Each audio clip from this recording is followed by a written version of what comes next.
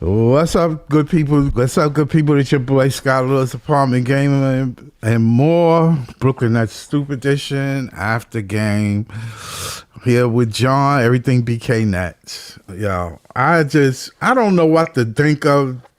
I don't know what to think of Cam Thomas, man, and the Nets in general. It's like this team is better than what they record says they are. I'm not trying to get hype over one game, but I'm just saying these guys, if they can gel, they not their record is not what they are or what they could be. Let's just put it that way. I don't want to get I don't want to go overboard on this shit. It's just a game, but Cam looked real good. What you think, John? Yeah. First off, happy birthday, Jordy Fernandez. Yeah, Did we happy say birthday, this game Jordy. like a championship, like Game 7? All everybody on sale? Yeah. I like the way Nolan Trior played today. I thought they didn't have an answer for him neither. He got in the paint anytime he wanted to, and he looked devastating coming around that pick and roll. He's quick. Yeah, listen, I mean, the bench clearly was what made it work tonight a lot. Because you look at the starters, their plus and minuses rolled the negative, and set Diego at a +1. Yeah. But the bench was ridiculous. We start with Cam Thomas. Welcome back, Cam. Like we've said this.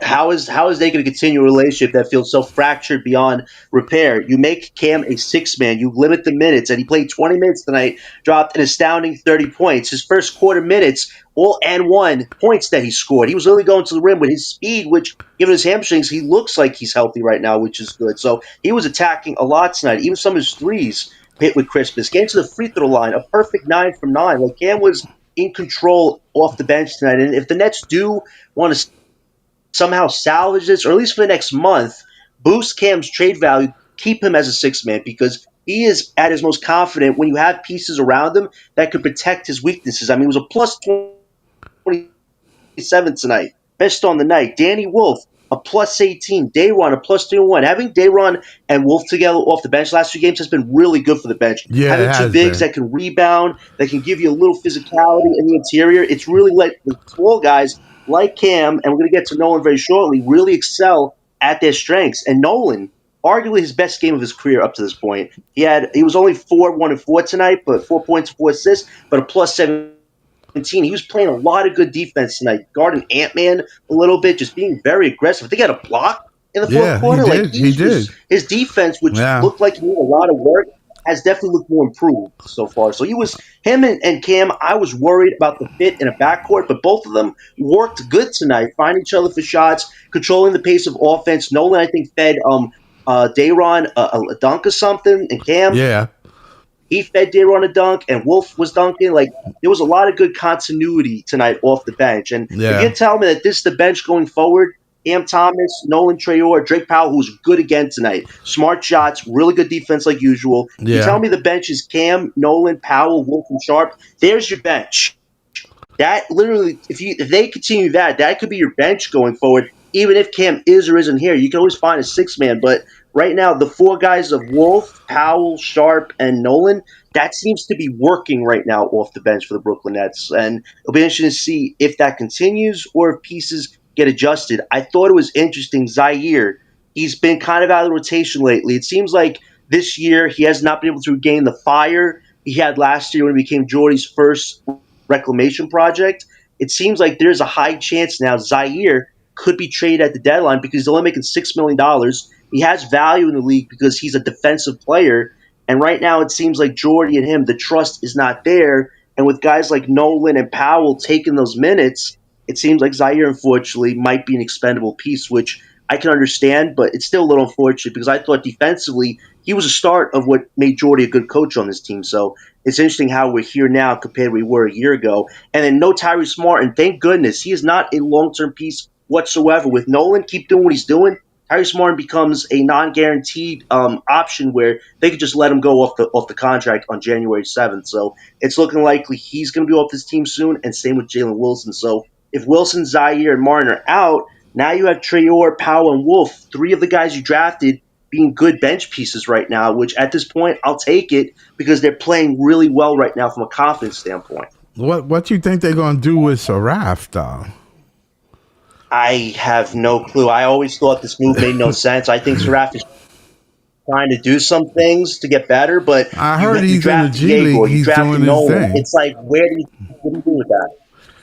Yeah, but Yeah, like you can't play all these point guards together is the problem. That's the problem. Unless you make Nolan a shooting guard and then Saraf is the backup six man if Cam goes elsewhere. But even that's I don't know. Like having two point guards in your backcourt, I don't think that does much from an offensive effective standpoint. So yeah, I just don't know how the Saraf fits in this because Nolan, Powell, and Wolf seem to have really good chemistry together off the bench.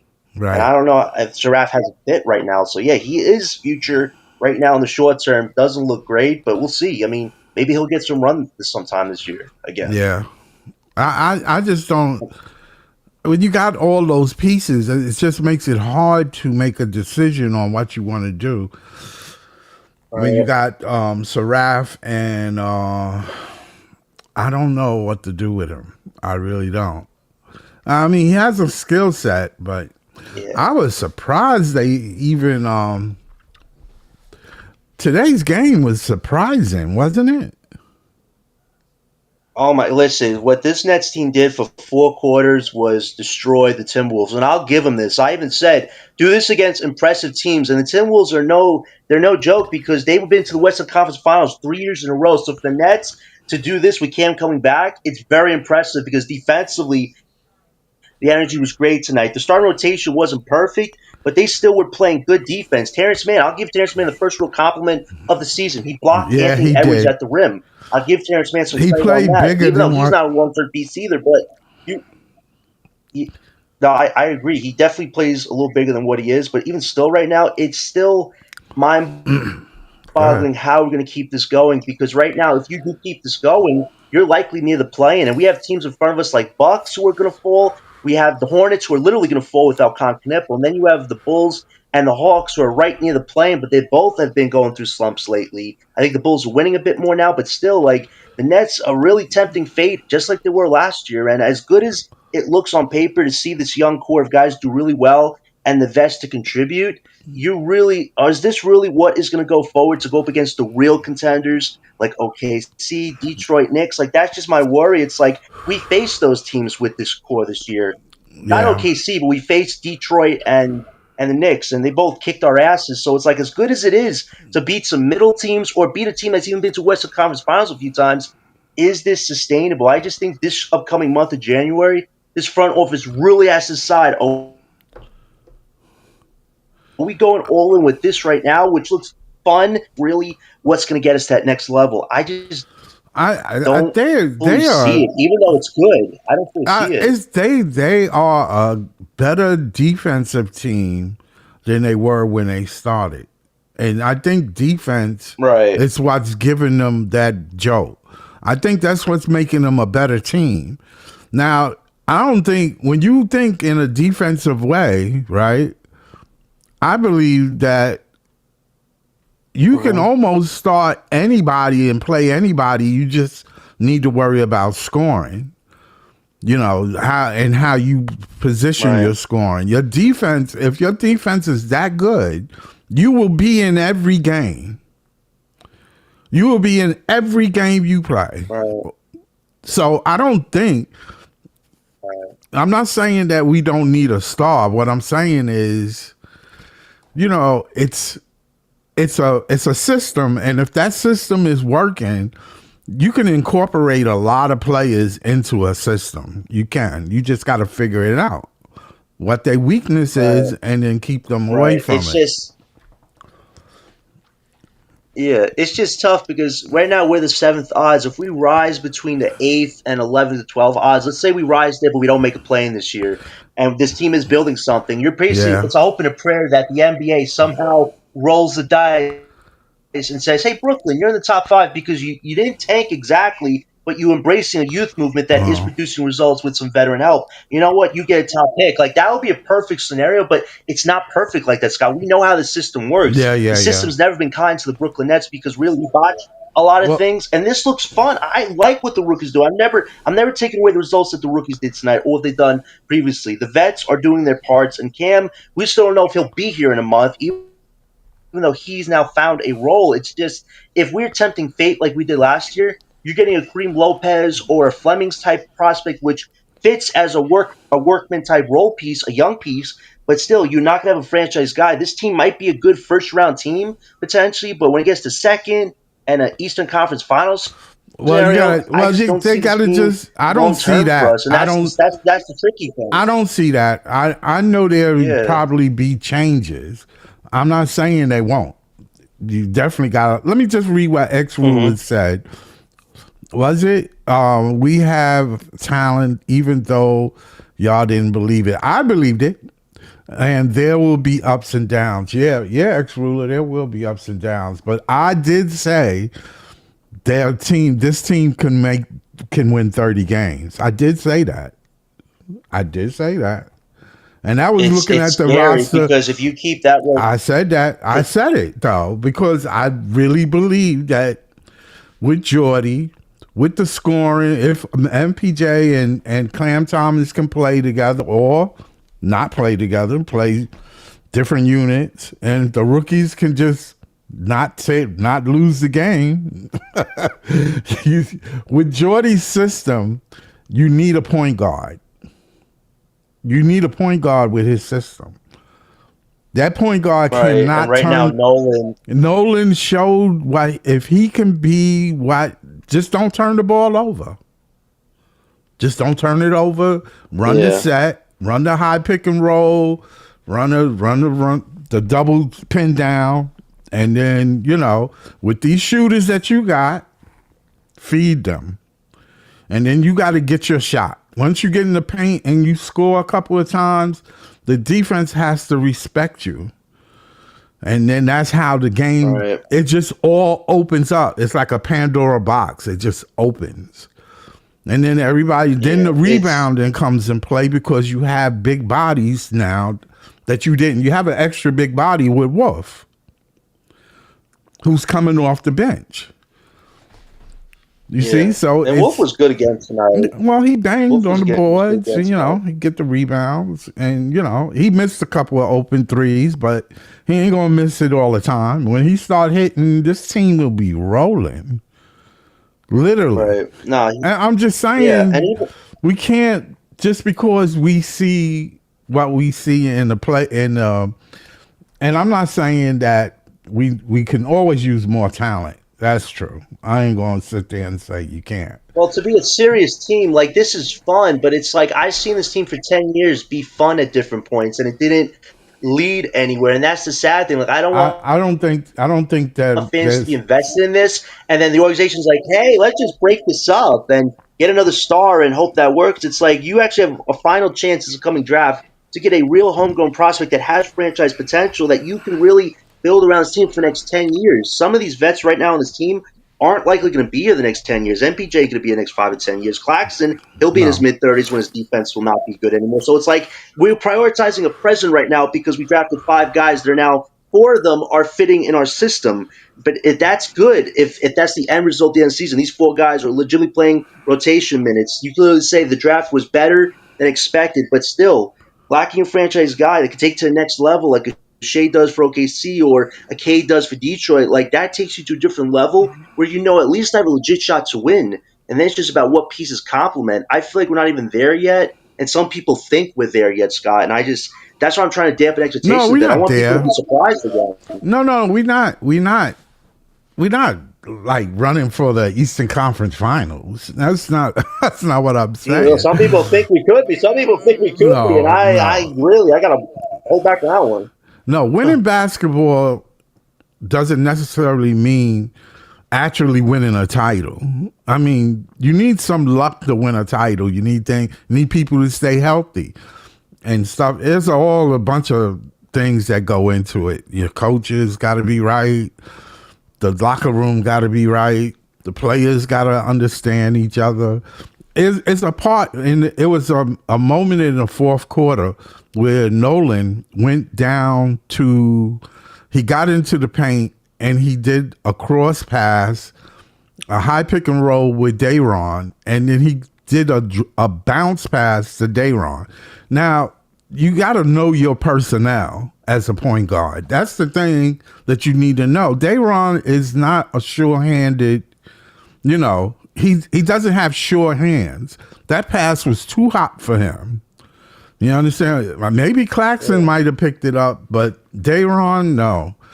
And so those are things that you learn. But I'm glad that he played in the fourth quarter. I'm glad he played in the fourth quarter. Yeah, it's just good. I just wanted to say this one more thing about Cam Thomas. He's not going to go in China. He's not going overseas.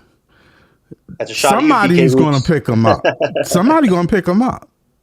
I can tell you that right now. He's going to be a problem wherever he goes. Not a negative problem, but a positive problem for the opposing team. Right, and that's the scary thing, because let's say Sean Marks, like, he's talked to his agent, says, "Hey, listen, I'm never going to say never that you can't repair something, but I have a certain price for him." Like, a lot of the NBA see Cam as a very cheap contract where he gives you the production, but they don't have to overpay him because he's not a star player, but he could be a really good sixth man. But this is the thing. If one of those 10 teams in the open market gives a slightly higher offer than what Sean Marks is willing to give, he's likely going to be out of there very soon. And then everybody's going to be going to Sean, going, "Look what Cam did, though. He was a great sixth man this last 2-3 months." But it's like, this is why they should have figured something out. They had 4 years to figure something out. I think Cam should have been a sixth man years ago because he fits in this role, where his weaknesses aren't magnified and people aren't saying he should be out of the league. Like, this is the problem. Like, we've never had situated roles for some of our past players, and now it seems like we're finally finding that with Cam in a six-man role. You're finally finding what fits for certain players. It's great to see 4 of the guys we drafted now having roles. Jaeger's a starter. The other 3 are bench players. I think Powell and Wolf could be stars eventually, but that's for another day. But at least they're playing minutes and contributing. But still, it's like, where are we going to be at the February 5th? This month, I really got to see us figure out, like, where are we going? Because if you keep winning this next month, we'll be up to 9th or 10th odds, where that's a danger zone near playing territory, where it's like, are we going all in for this and just gambling dice that, hey, we make the play-in, but we get a pick out of it? Like, it really happens. It happens for Western Conference teams because the NBA has their backs. It's rarely happened for Eastern Conference teams. Let's talk about the Hawks, who got Rubis here, who they want to trade for Anthony Davis right now. Yeah, listen, I ain't going to lie to you. There you go. All they have to do is sit Michael Porter Jr. down, and that's it. Jordan ain't going to do it. Yeah, Jordan ain't going to do it. Unless the front office tells Jordy, I mean, if the GM... This is the thing. If the GM says sit him down, sit him down. What's the problem? Yeah, but that's just it, though, Scott. This has been the problem. But you got to talk to Michael Porter Jr. about it. You got to talk to him about it. Jordy has to talk to Sean. This is the problem, though. Sean and Jordy have been on opposite sides since he came here. The first time Jordy came here, he said, "Sean, I'm doing things my way. I get you have a vision, but I have a vision." That's what we've seen last year, and now this year again. And I think the front office either has to grow a set and figure out a compromise, or if Jordy does run this, I don't think it's Jordy's fault, though. Pick and we're just going with another guy. I don't think Jordy is doing anything other than just coaching. He's doing his job, but at the same time, that's all he's doing. What is the unified goal, though? That's all he's doing. He's doing his job, but what is the goal? He's putting them in position to win, whether they miss the shot or they don't play defense. He sit down and explain what he wants done, and that's it. And he's going to put you in position to win. Of course, that's his job. That's his job. It's the GM's job. Sean and Joe's jobs. It's the GM's job to give him the tools necessary to win. If he don't want to win, give him negative tools. Don't give him no tools. Don't give him the tools. Yeah, it's like you go into a job with a hammer and a screwdriver, and the guy said you need a spatula. What you need? What are you coming in with a hammer and tools? I'm just saying. Yeah, but you've seen Sean and Joe's leadership the last 10 years. Have they vocally ever really led this team? Or well, they did it. They did it for like stars, role players, and now coach. They're leading the system. They did it for our star, our top three scoring people. They sit there and talk to them. So why he couldn't talk to I tell just think the Jordy? leadership is. Nah, I think they spoke to him. They know. They know. I They I you don't ain't feel. gonna hire I feel like somebody that Jordan. don't know. I want to say this. I Guy don't. Lowe said, "Salute." That was a very impressive game by the Nets. Yes, it was. It was impressive. It was very impressive. I just think the front office and the coach need to figure out by February 5th, where are we going? If it's with this core, then rest some of the vets and let the rookies keep developing. So at least you can ensure you could finish maybe a top six pick, no less, if it's not top five. Like for the Nets, getting at least a top six pick would be better than You nothing at moving this your point. If number you back are and back. going to keep a lot of this together, like that, You moving your numbers back it's and tough, Scott, because you want to be happy for this. You want to be happy for this, but at the end of the day, is this a sustainable thing where it's legit? No. I mean, But this front they office has to figure learning. out The where rookies are are we going learning. exactly next summer. Because next But summer is when you start winning. the rookies are We're trying to learning. win a few months early right now. Let's ask Jamal. Jamal, what you think That's the of thing. today's game? It was great. Yeah, He had 20 points within 15 minutes. I know. He had more points than minutes. You know what I'm saying? So it was great. Like, but CT, he gonna lose us the games, right? That's what they say. He gonna lose us the games. Listen. I don't know. All I know is the game of basketball is about putting the basketball in the hole. And That's all how I know. That's how they created it. I know that. I know the one team that put the most in the hoop wins. It wins the game. Exactly. That's right? all I know. I don't know nothing else. I don't know. Listen. I don't know. At the end of the day, Making it all complicated. At the end of the day, right? We already talked about it's just talent in the draft, period. Doesn't matter where you pick at. Right. As long as you do your due diligence. Right. You got to do your job. Exactly. Like, you can find talent, because if you look at all these all-stars right now, they was not number one picks. Some of them wasn't even 1 through 3. I'm not paying. A lot of them was 4, 5, 6s, 7, 8s, 10s, second rounders. All these all-stars that we seeing, most of them was not picked 1 through 3. Yeah. Yeah, A Kid. I want to read this. A Kid, damn. I think the tank is off. I think I'm fine. He said, I think I'm fine with it. I'm looking like a Jordy can't turn shit into gold. Yeah, Jordy is smart. Marks can't look for a big time free agent or trade for one, and we Gucci. Yeah, listen. You know what's so wrong about New York that? Teams, look what and Cooper Flag and Dylan Harper did to us this season. They whipped our roster. Yeah, listen, the New York you teams. miss out on young talent, you're going to pay for it. No, not really. The New York teams have always, even the Knicks and the Nets have always drafted their stars. They've never drafted their stars. They always go to the free agency and get their stars.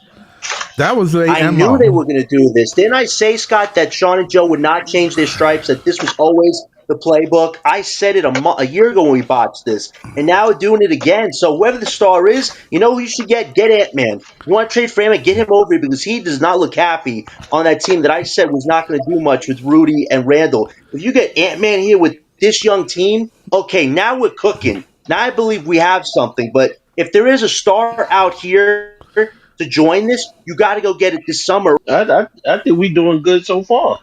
I think so too. They 7-3 for the month of December. They getting it together. They getting that shit together. And the impressive thing is they using the rookies in it. The rookies are getting invaluable gameplay. I'm telling you, it matters. It matters. It's good for them to see what it is to lose. It's good for them to see what it is to win. They need to know what it feels like and how to win games. I'm just saying, I'm not saying that this is some big thing that the Nets are doing that any other team has done. All I'm saying is the rookies are getting valuable play. They playing in the fourth quarter. They playing in the beginning of the fourth quarter, which matters the most, because a lot of people have a tendency of thinking the end of the game is the very end. Yeah, it is when it's close. But if you're doing what you need to do early in the fourth quarter, you will be in a position to win all the time. All the time. So I just thought it was a great game. But John, you back? Oh, John fell out. These are trap games. Yeah. Because a lot of these teams are coming in thinking that it's going to be easy. Yeah, because they look at our record. Yep. They look at our record and say, "Oh, we beat them." And plus, we played Timberwolves before, and they beat us at Brooklyn. So they were waiting for that shit. The Nets. A lot of them is looking like, oh shit! Wait, we got punched in the face. I'll tell you this: if we didn't have this lottery pick right now, I would be all for this because it's like we have no choice but to embrace all this, and the rookies especially. I'm like, damn! Now we have the young core that could be legit in a few years in the East, but it's like we're still doing this a little backwards. We're probably the worst team to ever tank in NBA history because we aren't doing that whatsoever. So it's like, why trade for your own picks back if this was never the goal? It's like so confusing. But the thing is, the thing, John, is that I want to say this. You could be right. It could be the worst thing. It could be a bad move, not getting that number or high draft pick.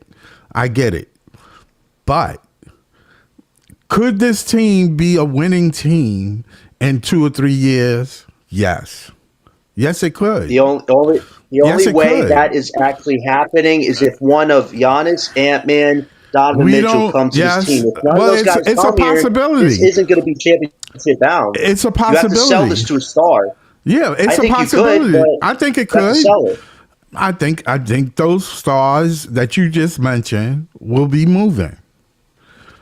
They will be moving. I don't know if they come to Brooklyn, but they will be moving. So it's just a matter of Sean. Ant-Man would be perfect for the Brooklyn Nets, man. That guy has the marketability that would kill it for Brooklyn and New York, having somebody like that, because he actually fits this team because what he does offensively, and you have a lot of big players on this team that can really protect his weaknesses sometimes on defense, even though he's a good defender. So, but how we ain't got a star right now? Yeah, I don't know if Diego will turn out or Wolf will turn out to be a star. It's a possibility, though. The star you have right now is Michael Porter Jr., but due to his health situation, there's no guarantee he will keep this up the next 3 to 5 years. So you got to get a legit star that can actually help this team be a top 14. Y'all still don't believe that CT could be a star? They don't believe that. He's an elite six. I will say this, Jamal. He is an elite 6-man. I can't go any higher than that because he's good in this role. He looked great tonight. How could you stop him? Because you have 2 bigs in the front court. You have Drake Powell. You basically cover all of his defensive weaknesses, and he just scores like crazy against that team tonight. Like Range Rover picked the big thing. Range Rover picked the big thing. When teams grab MPJ, they basically make the game 4 versus 4 on a big-ass NBA court, which allows Cam, because of the size of the Nets now, they got bigger.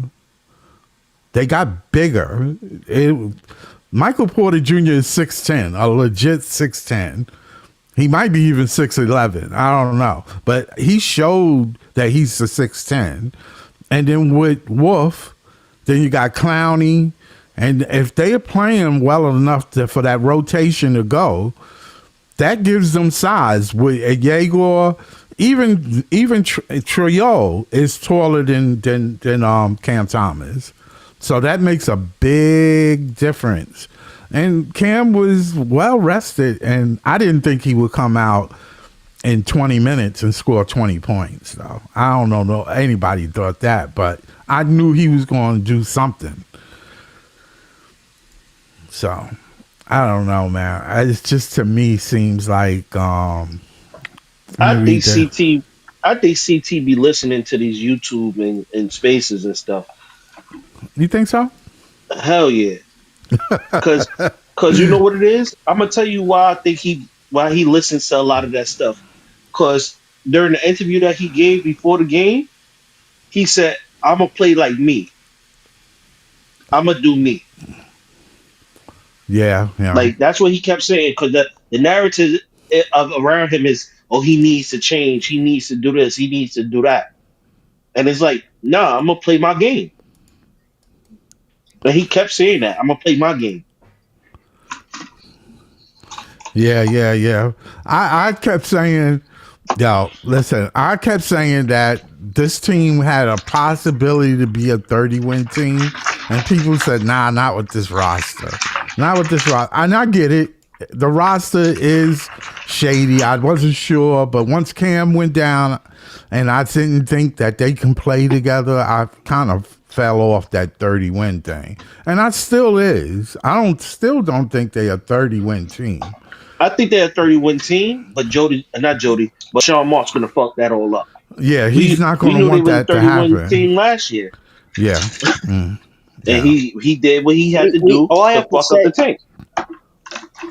All I have to say is this month of January is beyond important. We got to decide where we're going. There's going to be some trade deadline stuff going on, and we're likely going to be a part of that, but it'll be interesting to see what stays. I think you keep some of these pieces, but logistically, if you don't protect your lottery pick, you just choose whatever you get, you're still going to get that franchise guy in the market that we just talked about. So if it's one of those three guys I mentioned, okay, Scott and Jamal, this makes a lot of sense. But still, you just said Sean Marks. Sean Marks could just destroy this whole thing in front of us, and then people are going to be, John, why did you say we're going to do this? We're doing so well. But it's like, I just knew that probably was going to happen because this is not sustainable without a franchise guy. That's the only problem about this. I think you have some great young pieces, but I don't see the full balance of this is going to get us anywhere right now. But it's good wins though against some teams that nobody expected us to beat.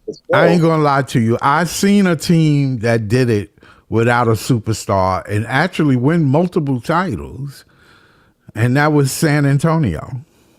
They didn't have Duncan was he was a star. He wasn't a superstar. What about Detroit Pistons, the bad boys? What about the bad boy Pistons? Weren't they mostly a conglomeration of guys? Yeah, they were too. Yeah, but they guard play with star type players though. They wasn't superstars. They became superstars because of the team, but San Antonio was definitely one of them.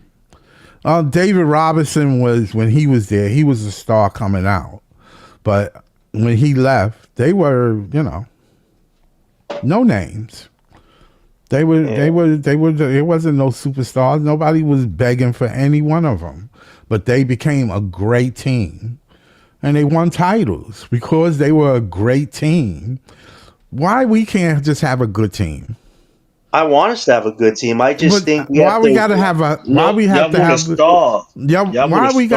somebody that made generational. That era is gone. That's gone. No, it's not. Cooper Flag, Wembanyama, that era is here right now, and you either got to know how to get it any means possible. But that doesn't guarantee them no win. That don't guarantee them no championship. I mean, the Spurs just beat OKC 3 times. Nobody else could say they've done it. I thought you said that was the regular season. I thought you said that was the regular season. Scott, in the playoffs, I thought you said that. You said it, but you did say that. Didn't you say they were set? You said they were set. You said they don't got to do nothing. You said that to my face. And I said, I gotcha. Hey, I got a good memory, my friend. No, but I get what you're saying, though. It's just for us right now, we have a good young core we drafted, right? That's part of this. We have draft capital, a whole bunch of it. Another part of this, you have capitalist flexibility. And if you move some of these vets, you could reset that, get even more third options, and keep that trend going so you feel like you legitimately are championship bound. The only thing we're disagreeing about is what is the full balanced talent on this team as far as a 1, 2, and 3 goes. Right now it's MPJ, Claxton, and Clowney. Is that 1, 2, 3 going to get us far? Yeah, I don't think so. I don't know. I don't know how far to get us. There's definitely going to be changes in the NBA. There's always changes. Yeah, I want to say, Jovan, you're right. Duncan was a star. I don't know if he was at that time when he came out. David Robinson was still there.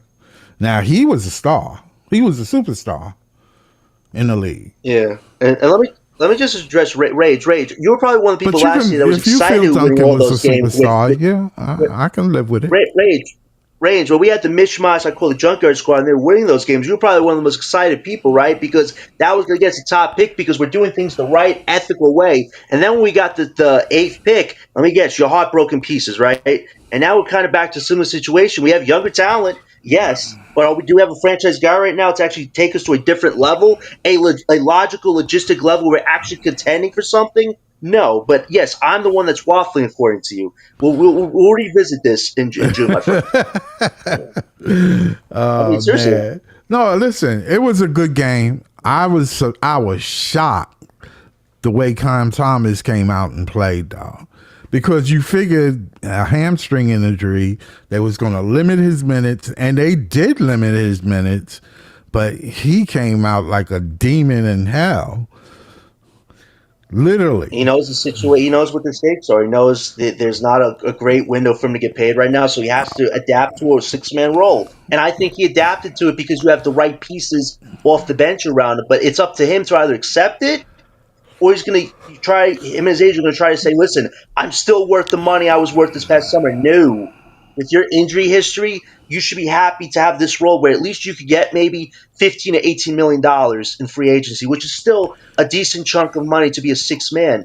But you're not getting no $25, $30 million to be a star when you're better as a six man than a star. Like That's a just good what question. It is. Who in the East are you scared of, John? Detroit, man. Listen, I know Detroit lost to Utah yesterday, but look at their core right now. Look at Cade. Look at Durant. That looks like Shaq and Kobe, man, with how they could dominate people in the interior. Like, who on this Nets team? Listen, I think Day'Ron Claxton have had their moments this year, but are those two bigs legitimately going one-on-one against Durant right now? No. Even Wolf, who I really like, is he at the level defensively to stop Durant? No. Like, right then and there, there's already a disadvantage. And then Cade, any of the guys on our team ready to go toe-to-toe with Cade? The only guy that defensively can lock up Cade right now has been Drake Powell. Everybody else on this team defensively is going to have trouble. So, yeah, you ask me who the biggest threat in the East is? It's Detroit. And then I know the Magic are struggling right now, but they still have Paolo, Franz. They just added Desmond. They need a year to get it together, but still, they're a big team. Can we go toe-to-toe against them on the glass? Like, there's some teams in this East that can really transform themselves. And don't forget Boston. They're getting Tatum back in a few months, which is crazy. Tatum, Brown, and if they had a center, can we stop that right now? Like, I get it. We're competing right now. We're beating some teams that nobody thought we can beat. It's good for Jordy's resume. It's good for the young guys to feel like what it's like to win at a young age in a rebuild situation. But still, are we legitimately contending for anything right now? No. So that's why we got to make smarter decisions, or else we're going to do what we did the last 10 years, which is go in a circle and not accomplish much. What if this team is better than what you think they are, John? As far as not being the worst team, okay, they're better than that. Are they a team that's legitimately contending for anything? No. And if we make the play-in, we're probably getting our asses beat. But if we surprisingly win the play-in game, Scott, we get the 15th pick.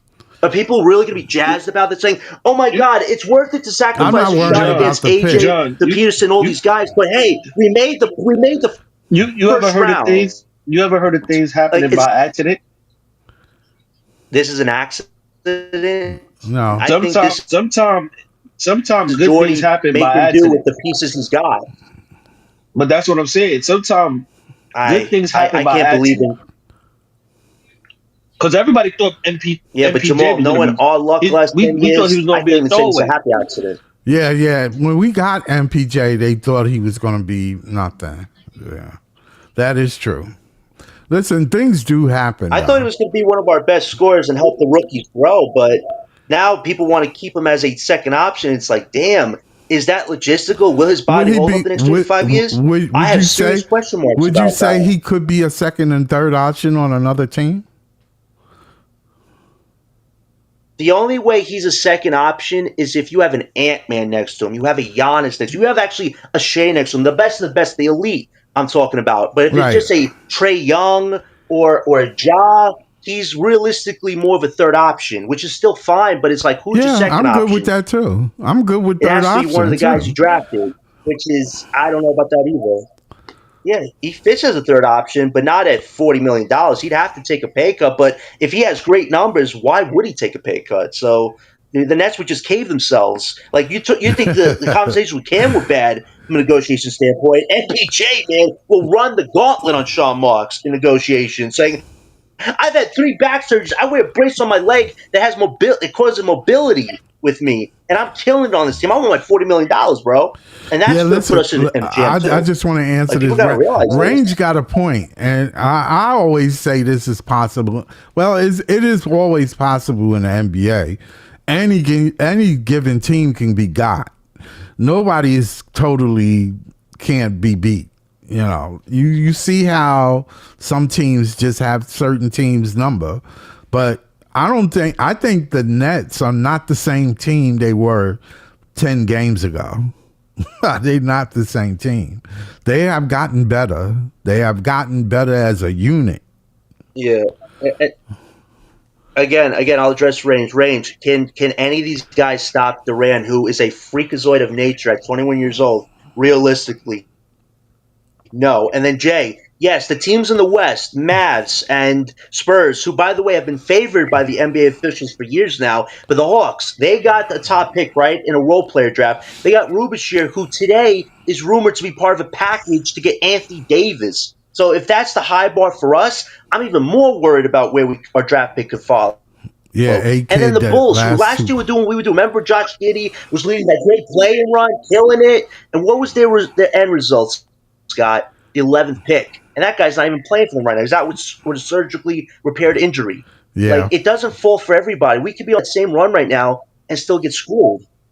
Like, that's what I'm trying to say. Like, the NBA is not looking to add riches to us because, remember, we had Kevin Durant, Kyrie Irving, James Harden. We had TV deals, TV games that we was obligated to do, and we traded that core in a year and a half. You don't think that?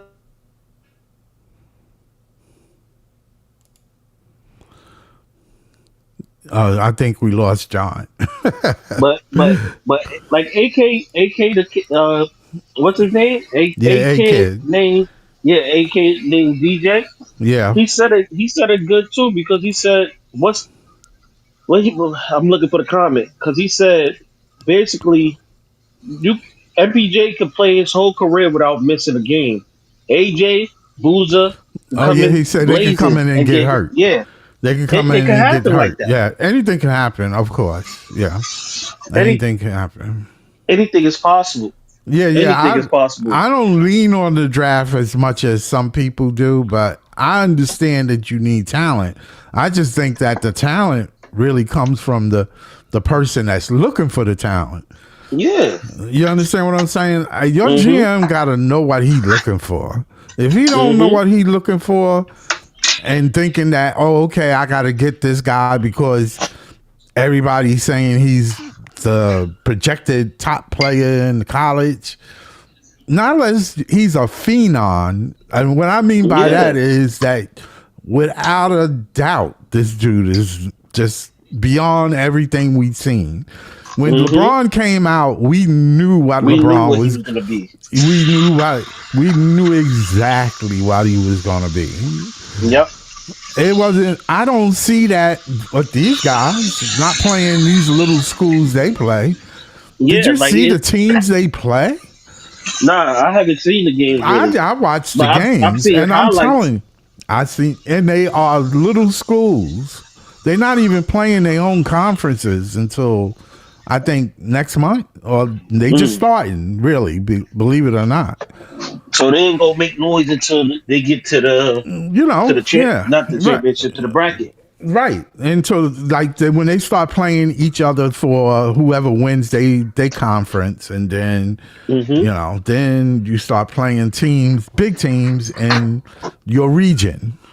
So then that's how when you start telling, when you get to the dance, then you can tell. Yep. But we'll see, because everybody. Listen, I'm not saying that none of these kids could be good. We're not saying that. That's not what I'm not saying that. I'm just saying, you've seen people get drafted at higher numbers, or lower numbers, let's say, and still produce. That's right. So it's That's not right. always about the number one, number two, number three pick. It's about if you do your due diligence. Yeah, it's all on Jordy. It really is. The ex ruler said, John, don't manage a team, please. Yo, listen, they'll beat him up in the city he in because And John would be Nico to the city. yes, he'll be Nico. He'll be the one that trade away a good player. Yeah, because let's be real. Is Cooper better than than Luca? Hell no. He'll never be on the level of Luca. Hell no, he ain't no better than Luca because his story is not even written. You don't even know what he's going to be next year. You don't even know if he can make it through a whole season doing what he's doing. It takes time, man. It takes a lot of time, a lot of effort. Yes, they skilled. There are a lot of skilled players, man. There are a lot of dudes out here that never going to get an opportunity that probably should be in the NBA. Think about it. That's 100% right. I know you know what I'm talking about. It's I just know. their situation can be different. They can have a bad home or some shit like that. It's all about who a franchise picks to be listen, right now, Cam Thomas could be that guy, but they don't want him as that guy. They don't want him to be Because that guy. if you wanted him, you could have built around him. It's not because he doesn't do this or he doesn't do that or he doesn't. He's just not what they're looking for. Right, simple as that. They just don't want him, and that's it. And he knows that. And he knows it's not a basketball play. It's not like this dude's been playing ball. His mother used to take him play ball since he was a kid, man. He was nice in high school. Before high school, he was nice. He had the personality to be around people and not stir no feathers and shit like that. And, he was raised on military base and all that stuff. I mean, come on, man. Let's be real. Let's keep it honest, right? It's not his personality. They just didn't want him. No, it's not. It's his personality because you know what it is. He disrespected Sean Marks, his man's. That's all it was. Steve Nash was his guy, and he disrespected him. Oh, okay. I could dig it. Yeah, that's all it was. He didn't like that he disrespected him, and this is his way of, I'm gonna break you. I'm gonna break you. That's all it is. I control your career, and this is what I'm gonna do to you. Oh, Detroit could be beat, Range. It ain't like they're invincible. Don't listen to that. Some people John likes, the league is built around making players. It's a show. I hate to tell you that, because if you really want to see some real ball, you go to the park. you go where there ain't no referee at. I can show you some ballers, but I'm just saying, from the game perspective, it ain't like, any given team can beat you. They got talent. It's just the organization itself, whether they want to win or do they care to win. That's why one of my shows were about, do they really want, the Nets deserve to put a winning product out there. They never tried to build a team after KD and Kyrie left. Right. They just went, I don't know what the hell they were trying to do. Once Mikal got traded, it was over. They rebuild. It seemed to me like they didn't even give CT a chance. Nah, he was in the mix of all that chaos. Yeah, but it just so happened he got drafted. But you wanted Mikal though. Listen, they really wanted the draft picks. That's what they want, because they're looking at money. It's cheaper to get a rookie than it is to get a superstar, because they ain't got to pay him for until at least his rookie contract is up. But Scott, they could have got the picks. They didn't have to bring Mikal back. They didn't have to bring DFS back. No, they didn't. But you got, you got to think about it. The NBA is a job to these guys, and they got a union. We have a tendency of thinking that they just got an agent. They got a union too. So 100%. And they got to pay them. They got to pay these guys. That was the whole purpose of making them pay a certain amount. If you notice, if they don't have a certain amount on their payroll, they get fined. Yeah, well, in the case of teams, that's Right. how That's how the CBA supposedly is supposed written. to be a CBA rule. Right, I don't that's know a how. rule. I They don't know follow how it. true. I don't They know how follow it. true that is. Yeah, no, they follow it. They mentioned it even with the Nets because the Nets had mad cap space. They just made enough cap space where they didn't get fined. Right. They just made put enough money on the books where they did Right. get fined. Yeah. So Right. which is one of the reasons why it's going to be difficult to trade MPJ in the first place. Right. But, Because of the cap space. Yeah, right? because of the cap space. But Yeah. somehow, some way, the Nets done put themselves in a situation where Yeah. they basically got to make some shit work that they don't really want. You know what I'm saying? Like, at least from the front office standpoint. And they did the same shit when they had Kenny Atkinson and Karis LeVert and Jared Allen. They had to make shit work because they didn't have no future or no picks. Right. They had to figure out how to grow. They got snitch ass D'Lo and went to the playoffs. You know what I'm saying? So I mean, it is what it is. But great game tonight, man. Hell of a game. Cam Thomas, perfect, absolutely perfect. Came off the bench, 30 points, 20 minutes. Was scoring within the flow of the offense. Got some broken plays. The story tonight was our defense, and I know it's on a lot be said about what Cam Thomas did, and you already know the CT life is basically woke again. That's the third. That's the section of our fan base that just won't go to fuck to sleep. Yeah, they up all night now. Yeah, they up all night right now. I'm surprised this nigga didn't go live and meet 2 minutes I after even the took game. my net hat off and put this on. You know, Yeah, it's exactly. It's crazy. Because they don't know how to take their Nets hat off, bro, at all. They don't know how to do it. They don't. Good. But this was a damn good win, bro. We put belt to ass tonight, bro. Yes, we did. That was a team win. That was a good team. That was a good team win. The bench mob went crazy. I think we had 60 plus off the bench. Yep. Obviously because of Cam Thomas, bro. I was impressed with trolling and trolling. I was. You know what? And I want to get to that. Nolan Trayor. Was impressive. Was very impressive, and it don't show on the stat sheet. No, it doesn't. Defensively, yes. I think we was all over the place in terms of the hustle plays. Yes. And getting second chance opportunities. We was all over the place. Even Cam Thomas tried. You can see he tried to play defense. Everybody was out there giving good effort. Tyrese Martin and Zaire didn't play tonight. I wasn't really too worried about it too much, man. But great team win tonight. Great balance. A great offensive balance tonight. Great defense. Teamwork tonight. I didn't mind Yegor going 3 for 11 because he's getting the opportunity to shoot more. You gonna miss him. You gonna make him. You know what I'm saying? So I mean, he didn't make a lot of shots. Noah Clowney is getting better at his one-on-one opportunities. Claxton goes to that same bum ass Euro, but I mean, at least he's trying to go to a move. At least he's hitting 50% of them. He's trying to get to a move. I mean, a lot of the stuff off the rebound. I think we're doing a good job at winning the hustle plays, winning the scramble plays, man.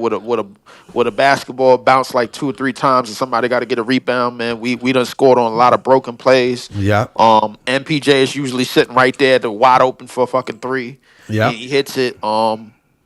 Great balance tonight from the bench. Dayron played another great game. Joe worried out. Him and Cam played well today. Yeah, him and Cam played absolutely phenomenal. Danny Wolf got back into the mix of things, man. Still he getting missed downhill. a couple of open shots, but that's okay. Yeah, that's okay. He's Drake still Powell actually defense. played pretty good tonight too. Yes, I give him some grace. Yep. He got to some stuff tonight, but I think he got a steal that was nice. Yeah, the most surprising thing tonight to me was Nolan Trayor. I didn't think he was like that on defense. Me too, man. I thought, I knew Cam was capable of being a microwave heater, but what I didn't see and I saw today Right. was Nolan Trier play real point guard. Only looking for him to play 20, 25 minutes, and he messed around and scored 30 in 20, 25 minutes. So I mean, it is what it is. So I Yo, mean, down great, under But great the win. says, haters are still hating on Cam because they're saying, well, he had 0 steals and zero oh, blocks. listen, don't pay any I'm attention like, to what the that. hell is that? Don't pay attention to that. Don't pay. See what down under Dunker. See what happens when CT plays the 6-man role. Yeah, I you got to have a bench. I don't know why people think that you don't need a bench, but you do need a bench. My thing is, he could play starter. He could still start. And Yeah, he could he just can. manipulate the minutes so he could play against well, the season bench. is long. You got to figure if you are building a team that's interchangeable, then of course, yeah, I might need you to start the next 4 or 5 games. But you're the starter. I don't think starter has to be. Up. Yeah, right. I can change your minutes up. I can always have you start the game, take you out early, or start putting you with this person. You know, it's different ways of manipulating it. Yes, but you're a starter. Right. That you need in order to have a good team, you really do have to have players that understand what the coach want to do. And I know Jordy. Jordy is one of those coaches that if he feel he need to sit you down, he will. He ain't got a problem with that. That is not his issue. No matter how big you are. No matter how big you are. Jordy is not that type of coach. And I know we know that. I think we kind of see that. He wants, and situational basketball, when you play certain teams, Cam might not be the type of player you want to put in for this particular, starting 5 that the other team has. You might want to attack their bench because they will go to their bench eventually. Mm-hmm. No player is playing a whole game. I haven't seen that yet. Not in the NBA. Yeah, no, I've seen it before. I mean, I forgot what play it was, but it happens. It happens, but it rarely happens. Rarely. That's like playoff time. Yeah, that's when you ain't got nobody else. Mm-hmm. Mm-hmm. That's playoff time. That's winning basketball. Listen, what I seen that I didn't like, and I think the referees are biased against the Nets, man. I mean, they are literally holding MPJ. Yeah, I've seen that too. They were. I mean, I thought the arm because go ahead. They pick and choose. Because you can't do that with certain players. You can't do that with Shea. Right. You put a hand on Shea, it's a wrap. Well, I hate to bust people's bubble again. It's a show. Mm-hmm. Think about it, it's a show. I understand they elite athletes. Yes, you got to be an elite athlete to run up and down that damn court all for 2 hours. They heart be beating out of their chest, literally. But what I'm saying is, it's a show, man. It's like, they pick and choose who's the athlete, and they get favorable calls, and it happens all the time. Let me see what Players Union don't give a shit about middle or lower tier players. Yeah, I can believe that. It's just like real unions. Look at the CBA. Everyone got screwed unless you are a star. That's true.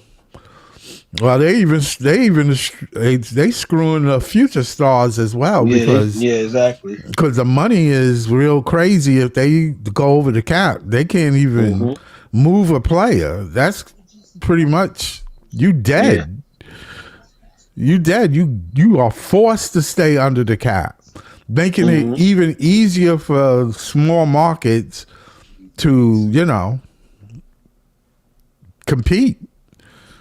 That's why, like OKC got a bunch of rookies on their team. But eventually, they're going to have to move those rookies. But they just going to replace them with new rookies. Right.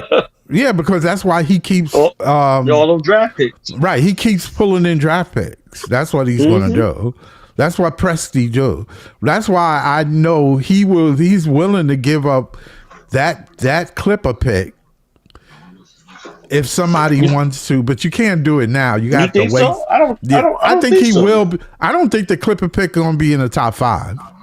I think the Clippers might start. They won 2 in a row. You think they might start getting it together? Yeah, they're gonna be just enough to be. Their pick be like 10 or 11, some shit like that. Well, which is not bad because Shea was 11. Yeah. So I'm not saying you know how to pick. That proves our point that we always say there's talent in the draft. It's just and Presley didn't pick Shea. No, he came didn't. From Clippers. But he probably knew that he was good. Yeah, he knew it. He said, "I'm gonna please come." I'm gonna get he said, him. "Y'all want Paul George? Okay, give me Shea." And yeah, he was glad to get rid of Paul George. Sometimes you make moves to make an ends to your means, which is like when you think about it, most GMs, it seemed like you really have to really F up to get fired as a GM. Because a lot of GMs be like, they be there for 10 years, 9 years. You know, they be in the. So you get fired as a GM, you did something real bad. Yeah, thank you, Super Team, for that. Overseas, man. They played overseas. So coming to a new country, playing in the NBA, which is physical. I mean, even though Europe ball is physical too, I mean, you know, these guys in the NBA is like, they work out in the gym. They don't play around.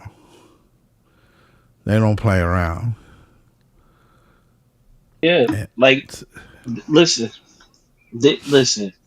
He had a great game. He had a great game.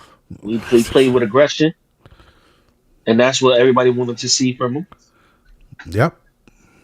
You know, they look like they got some good picks, but we got to see if it will work out. Yeah, that's all. Yeah, it just take time. Yeah, Jaeger Range said Jaeger handled the pressure defense well. He did after the first quarter. He had 2 turnovers in the first quarter. But, I mean, Jaeger is going to get it. He's going to get it.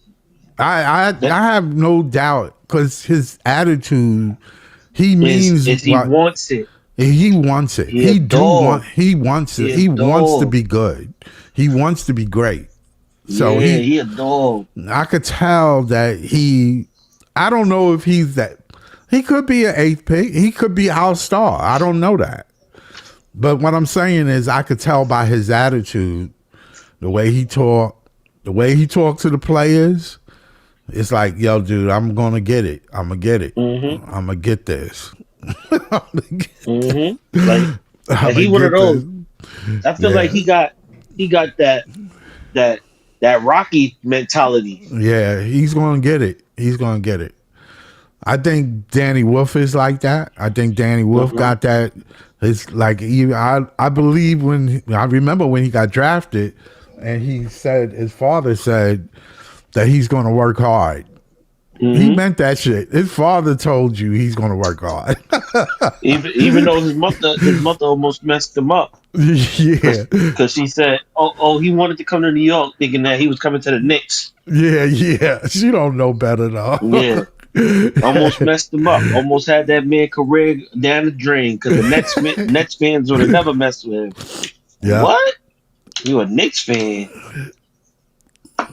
Yeah, he did. Well, he played well. Jaeger really. Yeah. Yeah, and plus his presence defensively, they had to pay attention to him. He's a legit 6'10", or he's 6'9", really. Yeah. But he got long arms. He's tall. He got the Cam played very well together with Sharp, but also on the floor was Danny Wolf. So they still had 2 bigs on the floor. Mm-hmm. So, and that big Danny Wolf, I think the scouting report now is that they know he could shoot. Yeah. So they have to play out. And that gives Cam space. Yeah, they know he can shoot and dribble. And now you got two and play big. Now you got two guys, Cam and Nolan, who can get in the paint. Yeah. Listen, it's pick your poison. Yeah. So now you got both of them and they get in the paint, it's wide open. That's why Nolan's game was killing, because that lineup is devastating. It's a nice lineup. Did you see the switches? Yeah. That went to Cam Thomas? Yeah. He had bigs on him. I know. They violated too. They violated because they left him an ISO. Yeah. Yeah, they try to ISO him. But the thing was, the game was so fast. All you got to do as a defender is, okay, listen, I ain't going to be able to block your shot. But I just can't let you get to the basket. Mm-hmm. You understand what I'm saying? Or if I have to foul, that's it. I'm not going to let you lay it up on me. Not unless you're there already. But I'm just saying, if I'm out in the paint and I pick you up, I just got to stay in front of you. That's it. You're going to get your shot off. You're going to get your shot off. You better make it. I don't know how many times. I don't know how many times Naz Reid was switched off on CT. Yeah, a lot. But Nas is not a person that put the ball on the floor. He's a spot-up shooter. And then he tried to be a big man in the paint, but it wasn't working. And then once the rebound got and the Nets were off and running. They were running. They ran hard too, boy. The Nets ran real hard. It was an impressive game. That's what Jody on, like, get the ball and go. Yep. Get the ball and go. That's what it is. That was a smackdown. And I think Timberwolves by the third quarter realized, these motherfuckers are really trying to beat us. Yeah, they look like what the fuck we signed up for. I wanna hear their post game interviews. Yeah, I can bring it up. Let me see. I want to hear the Timberwolves post game interview. I want to hear their coach, and I want to hear Anthony Edwards and all of them, because I know they have to be looking like, what the fuck just happened? Yeah, they had to have been.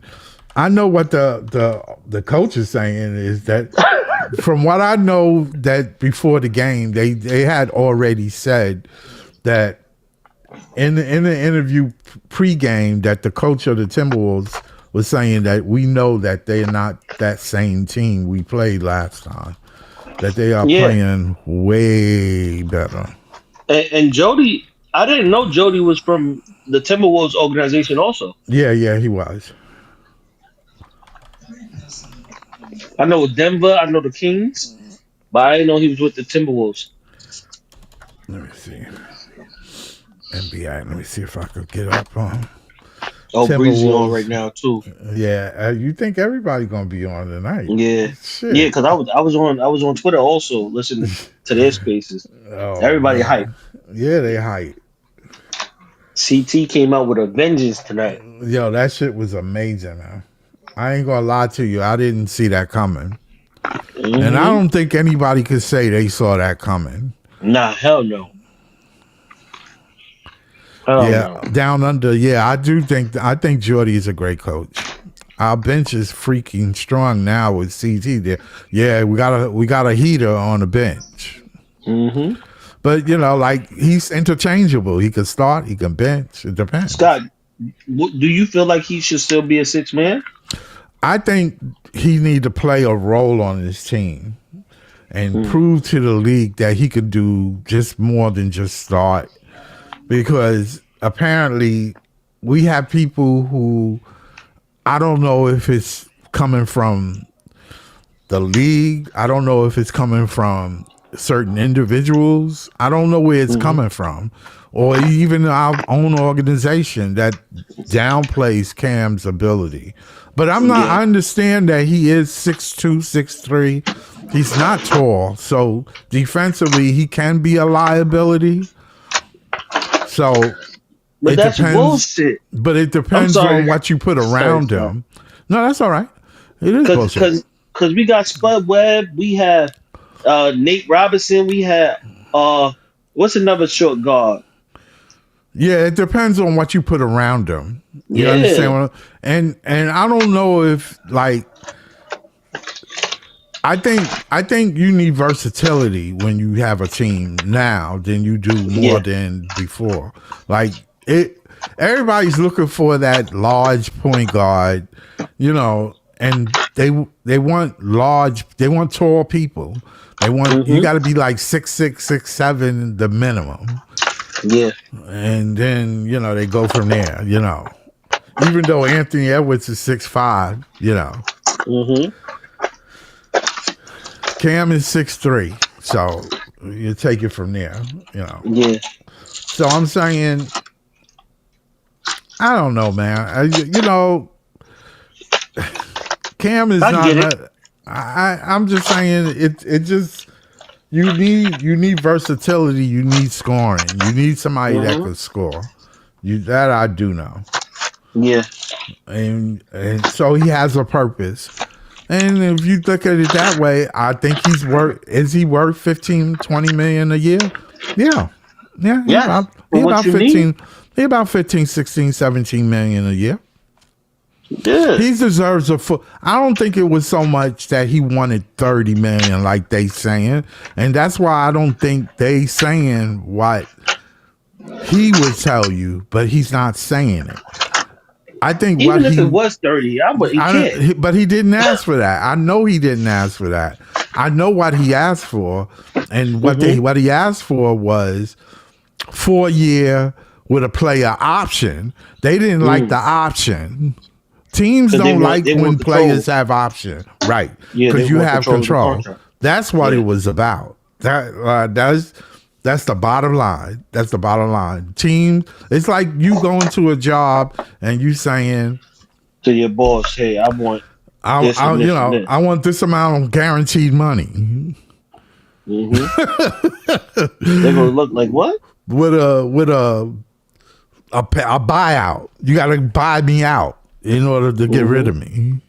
Oh, hell no. They don't want to hire you. You ain't worth it, yeah. Right. They don't want to hire you because they figure they can get talent somewhere else, which I always tell you. They can get the same productivity from someone else. Which they can, because there's talent everywhere.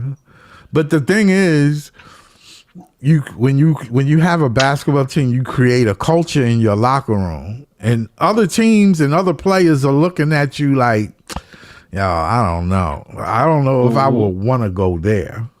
Yeah. You see what I'm saying? Or a superstar might say, listen, I don't want to go to this organization. Why do you think the Knicks had a hard time getting another player, superstar? Because nobody want to play for Dolan. Yeah. We all knew that. We all knew that. Nobody wants to play for him. They don't like him. Yeah. They don't. I don't give a shit. Your players. Right. That's how you treat you. Look how you treated Patrick Ewing and Oakley in them. Yep. Fuck out of here. I ain't going there. I can go to Miami. I'd rather go to Miami and pay no taxes. Yep. No, think about it. Right. Think about it. Texas. So Cam's biggest thing was, I want you to make me feel like you appreciate me and my talent, and you know I have talent. And that's what all. It was. That's all it was. So give me people act like it's so hard. Give me 4 years, 15, 17 million with a player option, and this way I can leave. I'll let you trade me, but at least let me have a say so. Yeah. But people act like it's so hard to be on the side of Cam Thomas. Like, I don't know why. We all net fans and stuff, but you gotta look at things beyond the business. Yeah, you have to. That man ain't never come out in media. He never talked bad about the Nets organization. No, never. Even what's going on with him. He never once said anything that make us look Negative towards bad. Sean Marks. He Nope. never said nothing that a player would say that want to get out of the organization. Yep. Never once went to the media and said, "Yo, trade me." Nope. Never. He never said anything to against this organization. He never did anything that deserved to be treated like that one. Mm-hmm. And all he did was play with 3 or 4 coaches that didn't give a shit about him. Mm-hmm. And I felt like that was all from up top, though. I don't even know if the coaches really had involvement. Because I heard, if I'm not mistaken, Jock Vaughn was real different with him when he was Yeah. an assistant coach. Oh yeah. Yeah. Him and Jock Vaughn relationship was real good Yeah. until he took that coaching job. And I And feel then, like that came from Sean Marks coming from upstairs, that could have. telling Jock Vaughn what to do to him, messing up his relationship with him. I just know one thing, that Sean Marks disappointed me with how the development of Cam Thomas was with the team. Mm-hmm. What I could tell you is, let me see if I can bring this up, is also the organization that didn't handle Sean Marks' thing as well as I thought. There's somebody down here saying fake news. Yeah, don't worry about that.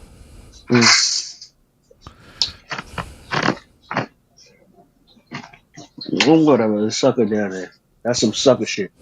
Yeah, that's all right. Just being a sucker. I blocked him. Mm-hmm. Being a sucker. Sucker ass nigga. There's always a disgruntled employee.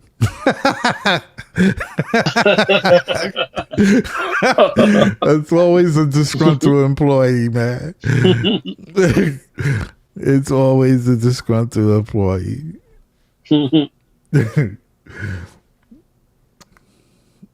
Yeah, so yeah, that definitely. Even though we ended around 120, we missed a lot of easy looks that usually drops. This wins could have been more dominant. Yeah, we missed a lot of open shots. We didn't shoot the 3 well. Regardless, we didn't shoot the 3 well. We didn't. It was a blowout regardless, though. Yeah, and it still was a blowout. It's still the second half. They just kept coming. The second unit did damage. Because once the first quarter was over and the second unit came in the second half, there was no fall off in scoring. They were still in the paint. They were just driving. Yo, Cam Thomas and Nolan was doing their thing. Good combo. Yeah, they were just getting in the paint. Nolan Trior was just doing hand scoops. He was just blowing by his man, scooping hand shots around the rim and shit. I said, "Oh shit!" I said, "Oh shit, y'all in trouble." I guess that's why he was projected to go high. High in the draft. Brother, everybody knew he was quick. Mm-hmm. He just got to get acclimated to the NBA. That's all. Like most rookies do. Sometimes some rookies come in the NBA on fire and then fizzle out as the season go on because they never played 86 games. No. And travel the country and do it. Because traveling takes a lot out of you. So you traveling here, there. You ain't sleeping in your bed. You going to hotels, riding buses and shit to stadiums and shit. Come on, man. That shit is fucking. After the 60th game, you be like, "What the hell?" I think they pimping. I think us. a lot of people really. I'm looking at right now on ESPN. I think a lot of people really don't. A lot of people really sleep on Cam Thomas. Yeah. Because Even on ESPN right now, one of their top headlines right now is Nets Thomas hamstring returns Nets 30 points in win. Right. You know Yeah, what I'm saying? Like, yeah, he's a headline at the end of the day. of course he is. They know who Cam Thomas is. Mm-hmm. They know exactly who he is. Hmm.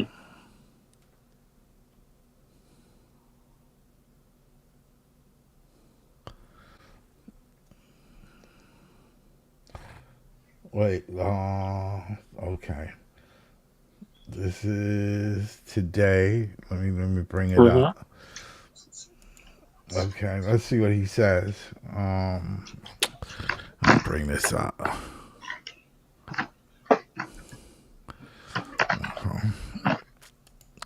Let's bring this up, kid. All right. Lack of energy and on the defensive side of the ball as well. Yeah, excuse me. Yeah, for sure. I mean, they just kept turning corners, getting to a paint. I think at one point they had 34 of their first 42 points were in the paint.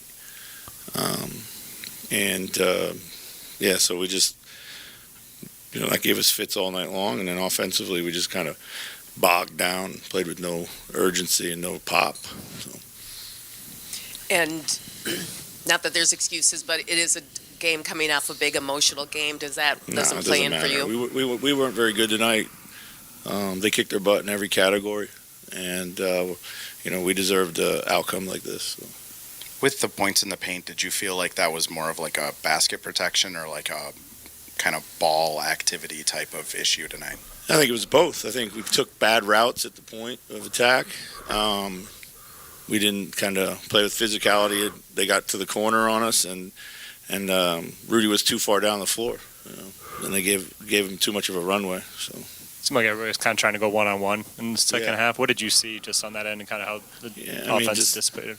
Yeah, I think there were one-on-one matchups out there to be had, but we didn't go quickly to exploit them. By the time we did go, everyone's sitting heavy in the gaps.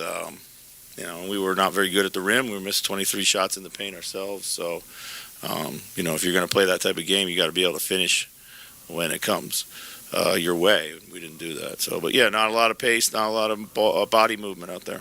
Brooklyn's been a good team in December. Do you feel like your guys are caught off guard by them or just didn't bring their best effort against them? Not if you listen to the scouting report. We knew that they were playing well. They had a really good defense. They play with, Jordy's done a hell of a job of, turning around, giving them an identity, leaning into their defensive flexibility. And they got some guys who can really put the ball in the basket, too. Chris, what makes them so tough defensively? Well, they switch a lot of things. They have like size out there, a lot of long, rangy defenders that can all get out and switch and play on the perimeter. And then they rebound well from their smaller positions. So. It seems like their bench, obviously, when they came in, whether it was against your starters or your bench, they did really well. Was a lot of that just the discipline? They seem to play with a lot of discipline. They ran. They executed their stuff. They knew where they were going every single time down. Their bench outplayed us for sure. So Thomas was first game back, 30 off the bench. That alone. They had 46 in the paint in the first half, 20 in the second half. Mm-hmm. Was it? Did you guys do something better in the second half? Well, I think the zone helped. I should have gone to the zone earlier. That's on me. I think. Well, we just. I think we were a little bit more, kind of better. I think we were better at the point of attack. We took better routes. We were able to cut the ball off a little bit better. So. Do you feel like you've gotten a different level of play depending on the opponent you're playing? At times, for sure, that's been the case. Yeah. Is there something you can do as a coach to try to get your team out of that? Yeah, well, we address it. We try to recognize this has been a habit of ours at times. So, but it's on them. It's on them to be able to pull themselves out of it too.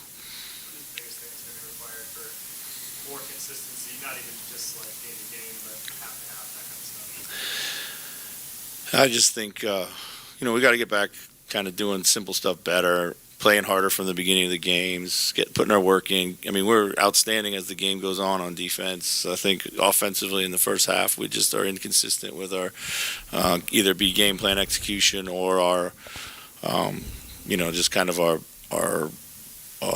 level of physicality and stuff. So. Thanks. Oh. This team's really self-aware that this is a problem for them. Like, is there a way? Do you notice he said something about Cam Thomas? He said what he said about Cam? He said Cam came back. He said he just came back and he come off the bench and scored 30. So, he said, that's it. Deflated. It's deflated. Goddamn.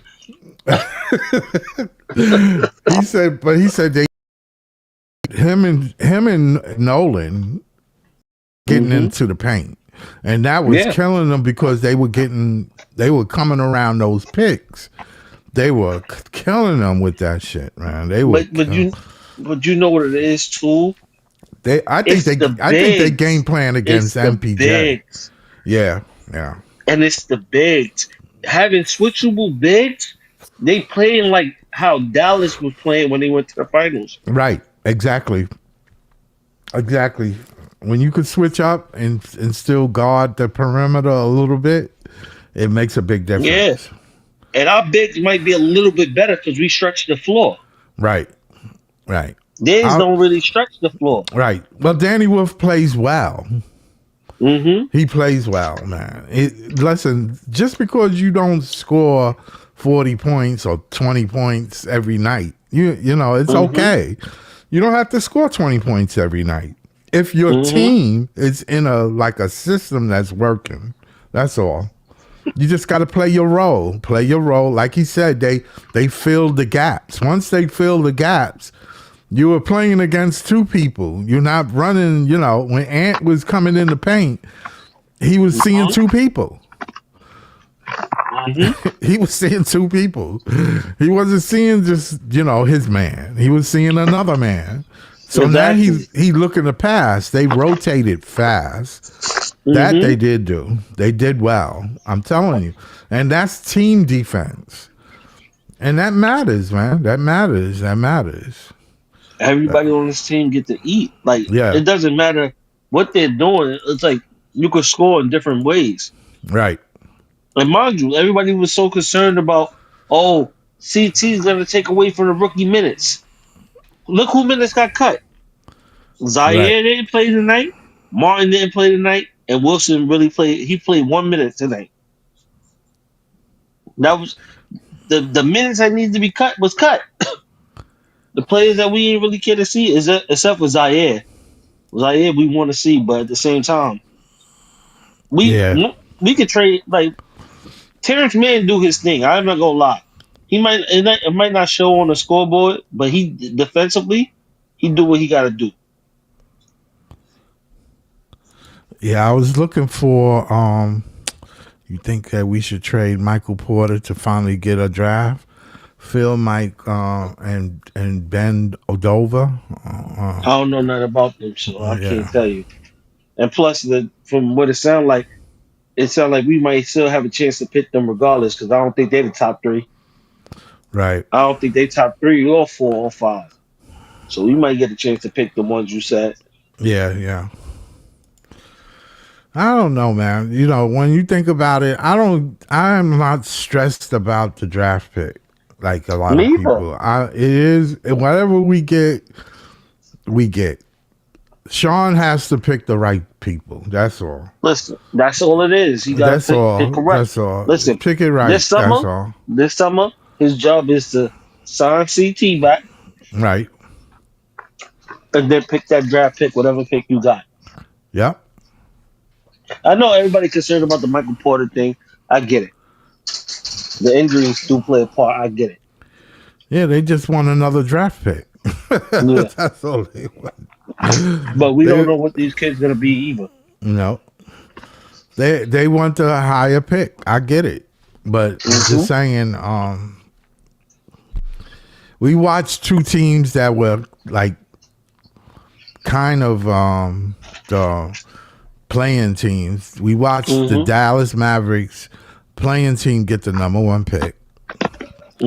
We watched Atlanta get the number 1 pick. And they were playing team. They were playing team. I mean, come on, man. Come on. Come on. Stop it. Stop. Stop. You don't have to It's a gamble. Yeah. Stop it. I get it that if you guarantee to be in the bottom 5, that you're at least somewhat, close to. You got to be under, I think, the bottom 3 to be guaranteed no lower than the 5th pick. Yeah. But a 5th pick ain't the first 3 picks. Yeah, but even with that, if you got to be in the top, if you got to be in the top 3 to just get a top 5, who's the other 2? Right. Who's the other 2? Who the other 2 teams then? What position do they have to be? Or that's a gamble. They could be whatever position out there then, right? Yep. And they could end up getting your pick. Yep. Like the Spurs, for instance. Yep. And the Spurs been getting the top 3 picks for the past couple of years. It don't matter to them; they still been getting picks. Yeah. And I'm not saying Wemby was generational though. Wemby is a generational player. How long he play, I don't know, but he's a generational player.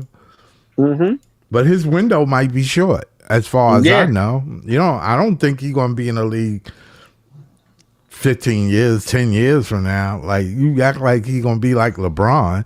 I don't know. Anybody could be one injury away. He might not never be the same at 7'2", 7'4".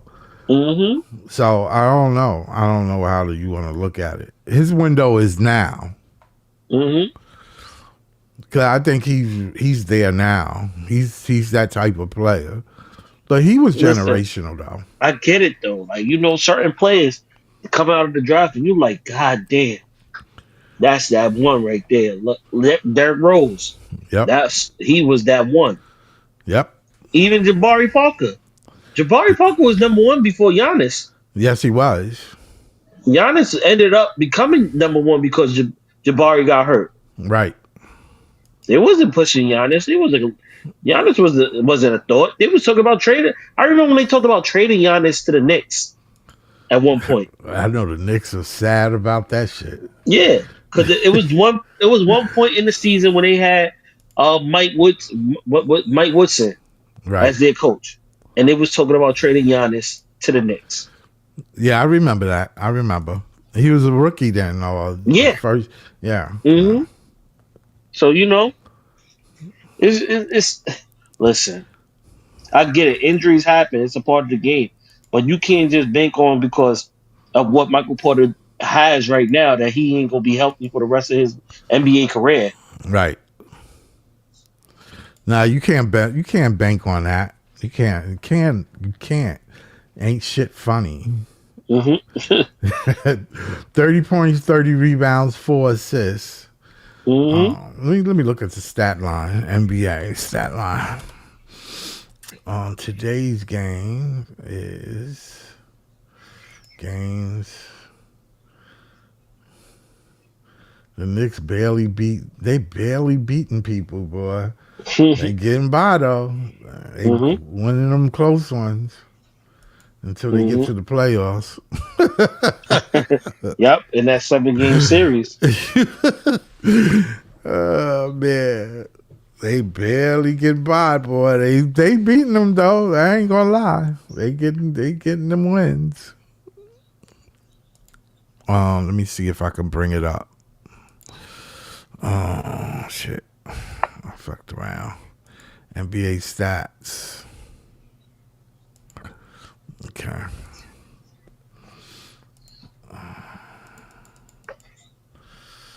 Okay.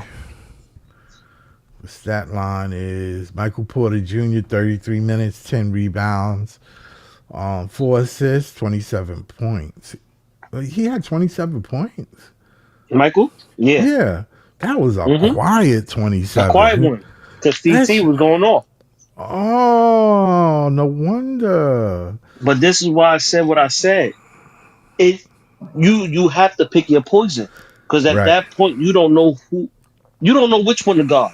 Nolan County you don't know what to do. Nolan County, 34 minutes. He played a lot of minutes. 5 rebounds, 3 assists, 11 points. -5.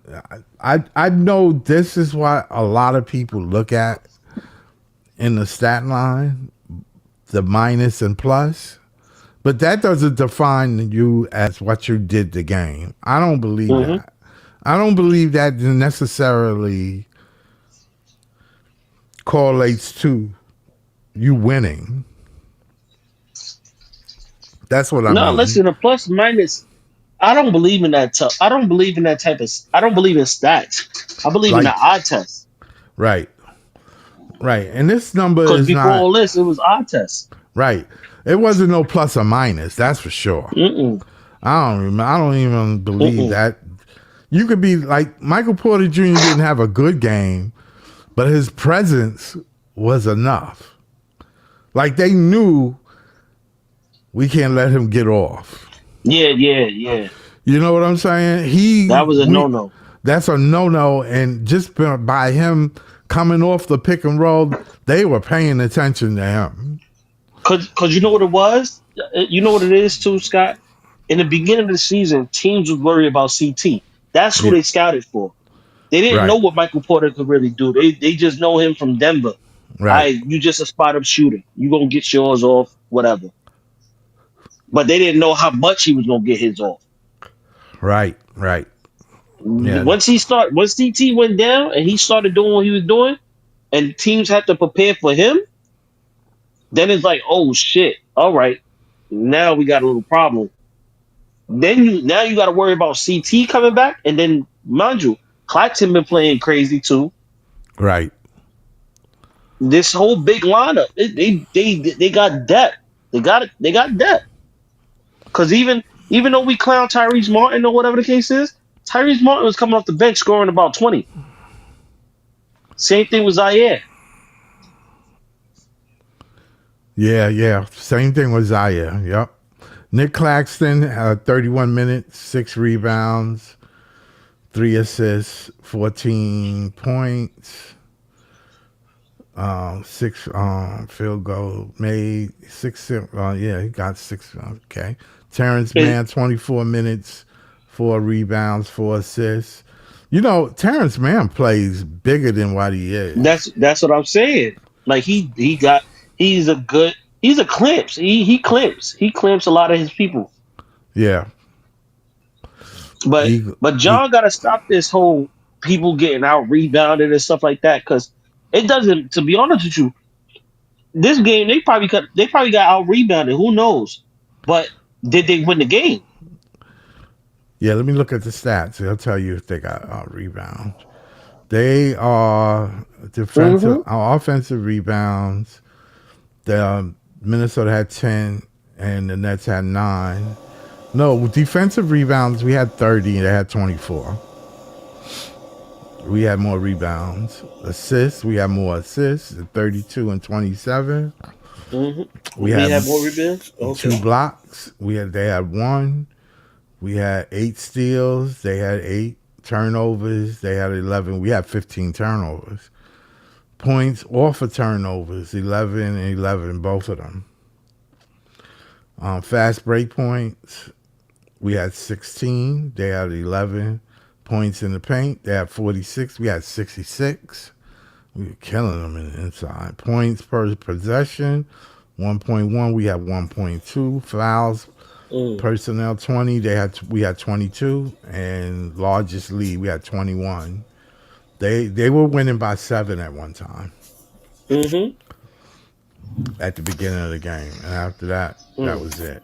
3-pointers, they had 13, right, and we had 11.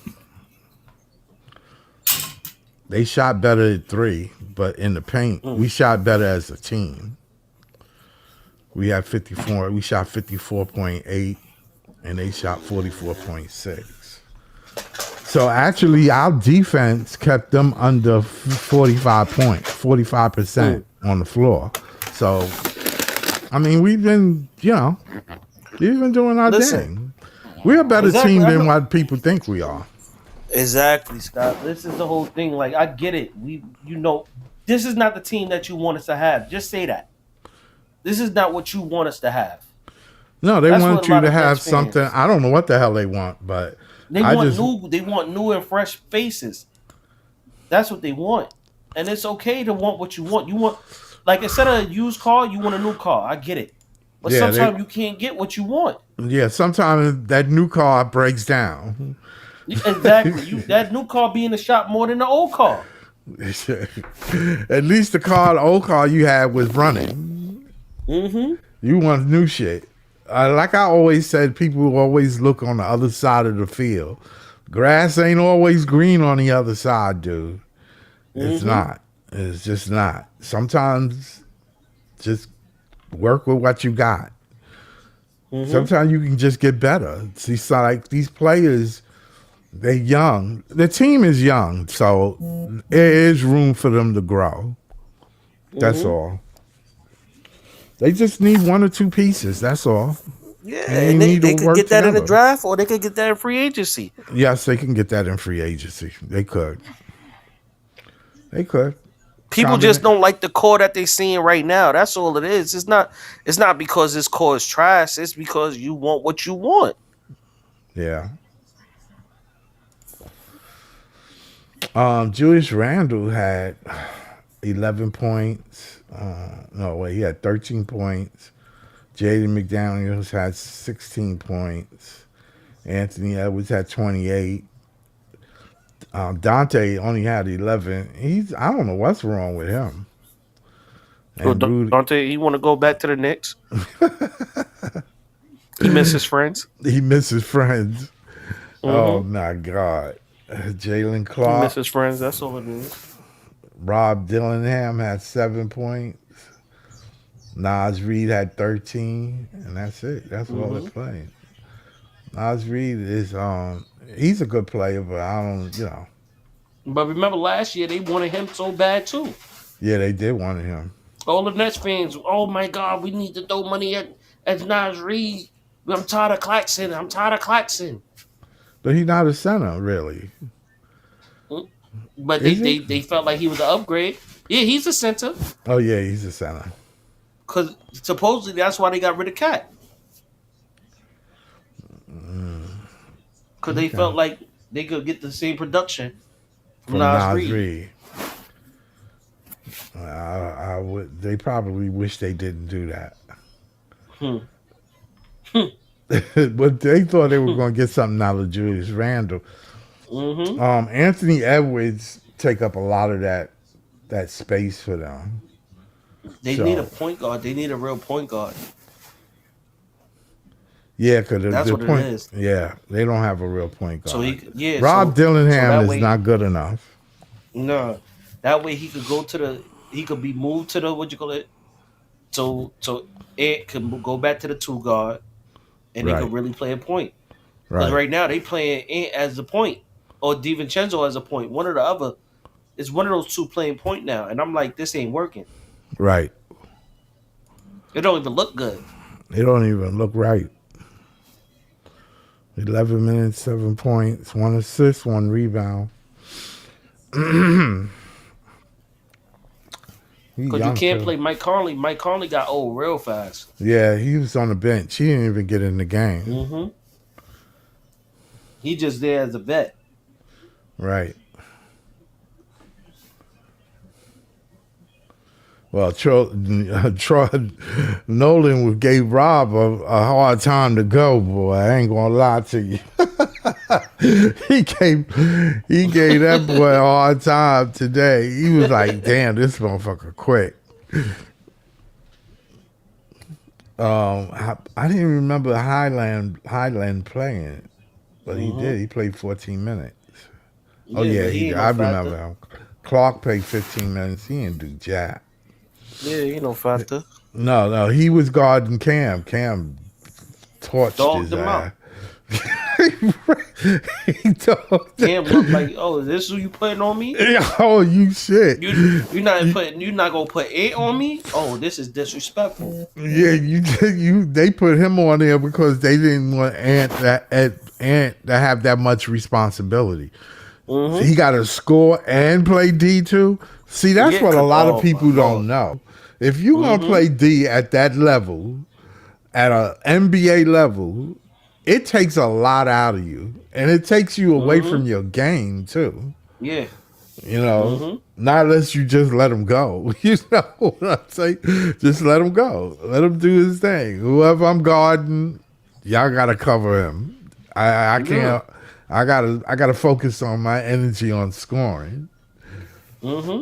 And that's I'm looking at. I'm rewatching the game right now. And that's what I think. How many possessions he was holding CT? Yeah. Oh, Ant? Or, yeah. Because I know Clark was holding him. Because Clark was trying to get busy on him. And I ain't think Cam like it. So Cam said, let me show you what I can do. Sorry, said, man, if you don't get this scrub off me, nigga. He said, I'm going to show you what I can do. I'm going to blow by you, lay it up, get the whistle. And I'm gonna do this 3 times. I'm gonna do it 3 times in a row. Yo, that shit is crazy. They replaying the game on Yes? Yeah. Oh, okay. All right. Cause I wasn't in the house when this game was on. I seen like maybe the first quarter. Right. So a lot of it I was looking at like clips and stuff on Twitter. Right. I didn't see the beginning of the second half. I missed it because I had, company in the house. But when they left, then I got started back. Watching. Yeah. Yeah. No, I saw the first half. When Klatz got dunked on. Yeah, I saw that. Yeah, I was upset. I ain't gonna lie to you. Yeah, they made a big deal out of it, but then they, all right, okay, it shit happens. I was upset. Yeah. He kind of let him go though a little bit. He didn't really. Like, he got stuck. Yeah. He was guarding somebody at the same time. That's what happened. And then when he turned around, he was like, "Oh shit, am I going to block his shit or let him pass it off to Yeah, because he ain't know if he ain't know if homeboy was gonna throw it up for alley. Right. He got caught in the middle. But that was by Jaden McDaniels too. Yeah, he been having a good year too. Yeah. Shit, 2K, he nice as fucking 2K. I got my player on the Timberwolves in 2K. Oh, okay. And you got McDaniels? Yeah, he be shooting them threes out. What? Damn. He be lighting them up. Them threes. Damn. Man, I gotta get me a copy of 2K, man. I caught it. The sale? Not too long ago. Yeah, it was Black like Friday. Yeah, the Black Friday sale. Not even right before Christmas. Oh, okay. It was like $30 for it. Oh shit! Damn. That and what you call it was on sale. Madden. Oh shit! Damn. Both of them are $30 each. Yeah. Oh damn. And I can't play Madden. I'm done with that shit. Why? What's wrong with it? No more. What's wrong with it? I don't like the passing no more. Like to me it's harder. It's harder to pass. Like I play quarterback. Right. So I always create my character to be quarterback. Right. And the way it's passing now, I don't know if they did that for because this is my first time playing Madden since like 2022 or 23. With Josh Allen on the cover. That was the last one I played. Now I'm not sure what year that was. Now Danny Wolf played 17 minutes. It felt like he played more than 17 minutes. But he only played 17 minutes. I thought he played 20 minutes. But him and Dayron moved to and you playing Clowney as a power forward. Yeah, because and if you believe in this plus minus, both of them are plus. Danny Wolf is an 18 and Sharp is a 21. Both of them are plus. Cam Thomas. And then my thing is, Cam Thomas is a 27 plus. God damn. Yeah. They can move their feet. He almost pulled a double-double, did he? Let me see. No. He only had four. He only had four assists. Four assists, yeah. That's the average. Everybody had around that. But people acting like he's supposed to put up point guard assists. Like that's not how it happens. I'm saying even the point guard on our team didn't put up no more than 4 assists. What the hell are you? So why do everybody be acting like he's supposed to put up crazy stats? Like, I don't know. I think they full of shit. I think they just don't be like honest him. with you. I tell them, yo, listen, y'all guys got to get your shit together. You know, Cam Thomas is a phenom scorer. We know that he is a gifted scorer. Ain't no way in the world you're not gonna want that on your bench. It's not. There's no way in the world you want a gifted scorer on your team. Come on now. I understand he's 6'3" or 6'2", and he's not this dream 6'6", 6'8" guy that you want. I get it. He still has a purpose. And he shoot better than most of those 6'8" players you talking about. Exactly. Figure it out, Sean. Figure it out. He has a purpose. Figure that shit out. Fit him in. Nolan played 19 minutes. He only scored 4 points, but that's not his impact was way more than 4 points. And maybe that's why the plus minus for him is 17. His impact is way more than that. Drake Powell played 18 minutes. He played a good amount of minutes. He had 7 points still. Yeah. That's decent for him. Nolan has a steal. What's his name? Oh shit! It's right there. In the chat, who's Philly's coach? Nick Nurse. No, is it Nick Nurse? Yeah, Nick Nurse. Or let me see. I'll tell you. Yeah, it's Nick Nurse. He looked like the dude off of Like Mike. Philly's coach.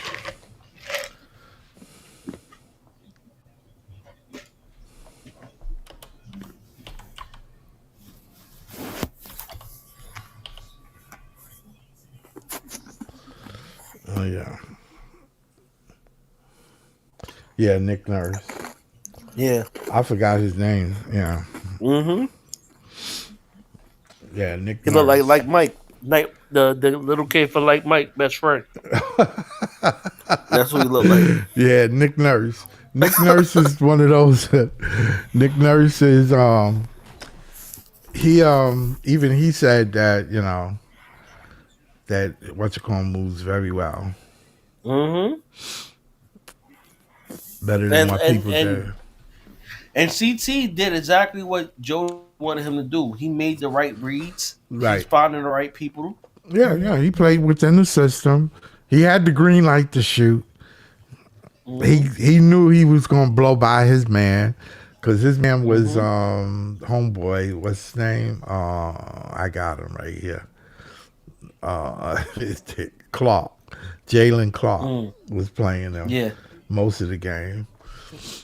And Jalen Clark tried to take Cam low. But it didn't matter to Cam because Cam said, I'm going to do you better. For my next 3 shots, I'm going to get an N1.